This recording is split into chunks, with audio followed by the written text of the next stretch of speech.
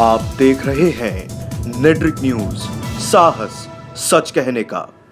नमस्कार, मैं हूं देवनाथ पांडे और आप देख रहे हैं नेट्रिक न्यूज। योगी सरकार उत्तर प्रदेश में जिस कानून व्यवस्था के नाम पर अखिलेश यादव को सत्ता से बेदखल करके खुद सत्ता के सिंहासन पर काबिज हुई थी, अब वही कानून व्यवस्था सीएम योगी आदित्यनाथ के गले की फांस बनती जा रही है। जी हां, अब योगी आदित्यनाथ की पुलिस ही सूबे में सुरक्षित नहीं है। जनता की हिफाजत करने वाले लोग ही जनता से खौफ खा रहे हैं, तो क्या प्रशासन अपने ही लोगों की हिफाजत करने में नाकाम साबित हो रही है?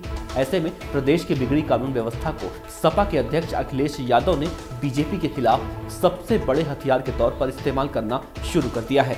हाल ही में गाजीपुर के नौनेरा क्षेत्र में पत्थरबाजी के दौरान हुई पुलिस कांस्टेबल सुरेश वत्स की मौत को लेकर सियासत शुरू हो गई है। बुलंदशहर के बाद अब गाजीपुर में भीड़ द्वारा पुलिसकर्मी को निशाना बनाए जाने की घटना पर अखिलेश यादव ने मुख्यमंत्री योगी आदित्यनाथ पर निशाना साधा है। अखिलेश ने कहा कि सदन हो या कोई मंच हो, सीएम योगी की एक ही भाषा है, ठोक दो। कभी पुलिस को नहीं समझ में आता है किसे ठोकना है, तो कभी जनता को नहीं समझ में आता कि किसे ठोकना है। अखिलेश यहीं नहीं रुके। मौके की नजाकत को देखते हुए अखिलेश यादव ने यूपी की कानून व्यवस्था पर गंभीर सवाल उठाते हुए कहा।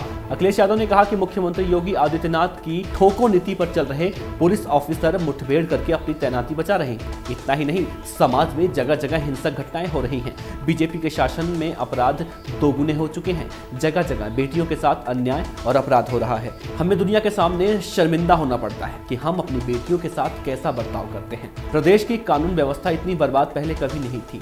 ये वही अखिलेश यादव कह रहे हैं जिनके मुख्यमंत्री रहते हुए यूपी में एक लड़की से रेप होने के बाद तत्कालीन सपा अध्यक्ष मुलायम सिंह यादव ने कहा था कि रेप करने वाले लड़कों से गलती हो जाती है।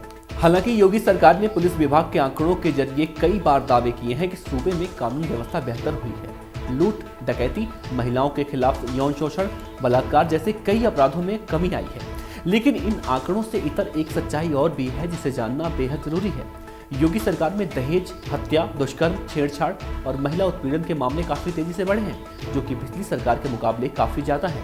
जन सूचना अधिकार यानी कि आरटीआई के तहत दिए गए स्टेट क्राइम रिकॉर्ड ब्यूरो के आंकड़े इस बात की पुष्टि करते हैं। अगर अखिलेश यादव की सरकार और मौजूदा योगी की सरकार में कंपेयर किया जाए तो अखिलेश की सरकार में बलात्कार के कुल 2,943 मामले दर्ज हुए थे, तो योगी की सरकार में 3,704। वहीं छेड़खानी के मामले में अखिलेश की सरकार में 495 केस दर्ज हुए थे, लेकिन मौजूदा दौर में 987 हो चुके हैं। उत्पीड़न अखिलेश के जमाने में 10,219 केस दर्ज हुए थे, योगी की सरकार में 13,392। दहेज हत्या अखिलेश की सरकार में 2,084, जबकि मौजूदा दौर में योगी की सरकार में 2,223। साल 2014 में यूपी में करीब 3,467 रेप की ऐसी घटनाएं हुई। अगले ही साल 2015 में रेप की वारदात में 161% की बढ़ोतरी हुई और 9,075 रेप के मामले दर्ज हुए। साल 2016 में 15 मार्च से 18 अगस्त के बीच महज 6 महीनों में 1,012 रेप के मामले दर्ज किए गए। इस दौरान छेड़छाड़ के भी रिकॉर्ड 4,520 मामले सामने आए।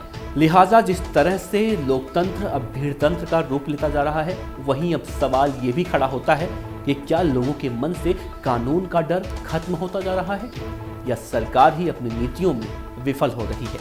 क्योंकि ये सवाल इसलिए खड़ा हो रहा है, सूबे में चाहे जिसकी भी सरकार हो, कानून व्यवस्था को लेकर हर किसी की किरकिरी हुई है। अगर बात करें अखिलेश यादव के कार्यकाल की, तो उनके कार्यकाल में भी मुजफ्फरनगर और दादरी जैसी बड़ी घटनाएं सामने आई। तो वहीं योगी आदित्यनाथ जब सत्ता में आए थे तो इन्होंने कहा था कि गुंडे माफियाओं के पास अब 2 ही रास्ते हैं कि गुंडे और अराजक तत्व और माफिया प्रदेश छोड़कर चले जाएं, नहीं तो उन्हें सही जगह पहुंचा दिया जाएगा, एक ऐसी जगह जहां कोई जाना नहीं चाहता। लेकिन लगता है यूपी में अब योगी आदित्यनाथ की बातों का कोई असर अराजक तत्वों पर पड़ता दिखाई नहीं दे रहा है। अगर आप ये वीडियो फेसबुक पर देख रहे हैं तो हमारे पेज को लाइक करें और यूट्यूब पर देख रहे हैं तो हमारे चैनल नेट्रिक न्यूज को सब्सक्राइब जरूर करें। शुक्रिया। हमारे साथ जुड़े रहने के लिए हमारे YouTube चैनल को सब्सक्राइब करें, साथ ही बेल आइकन को दबाएं। नेट्रिक न्यूज की खबरें सबसे पहले देखने के लिए।